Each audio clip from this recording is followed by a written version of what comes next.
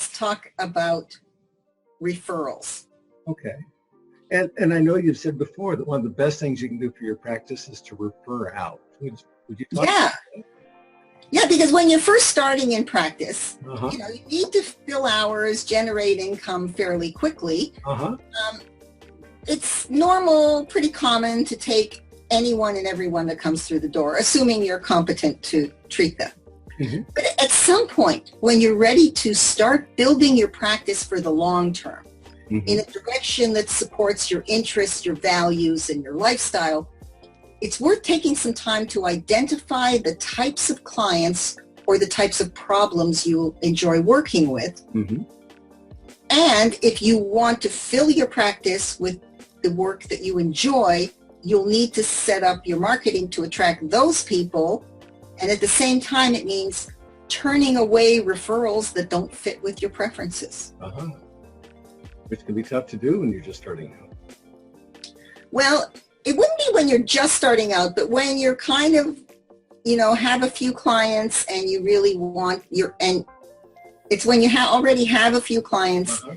and you're ready to shape your practice that fits with your goals and values and lifestyle. Scary but necessary, it sounds like. Or scary. Well, it is scary. You're turning away income, but it actually has benefits. Uh-huh.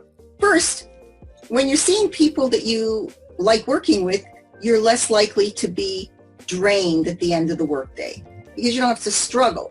Yeah. And by the way, struggling isn't the same as being challenged. Like, for example, suppose you have the education and training to help people with obsessive compulsive disorder, but you found that working with such clients leaves you frustrated more often than not. So that's struggling, and it's not good for you, and it's not good for the client. So next time you get a referral like that, you should refer that client to a colleague who does work well with those people or problems.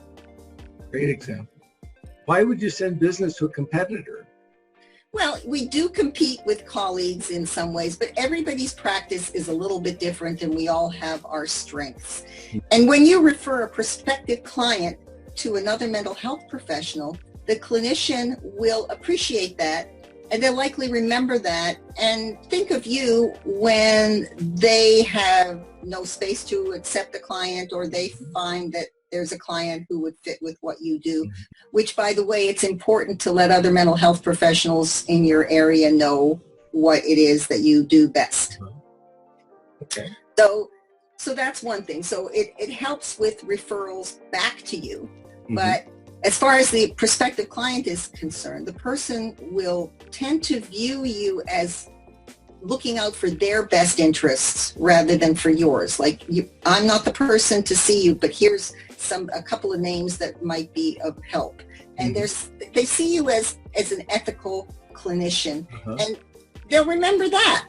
And somewhere down the road, they may want to refer a friend or family member, and they'll think of you and they'll say, well, that Dr. Wallen sent me to another clinician. I don't think that person would be a good fit for you, but I think you should see Dr. Wallen.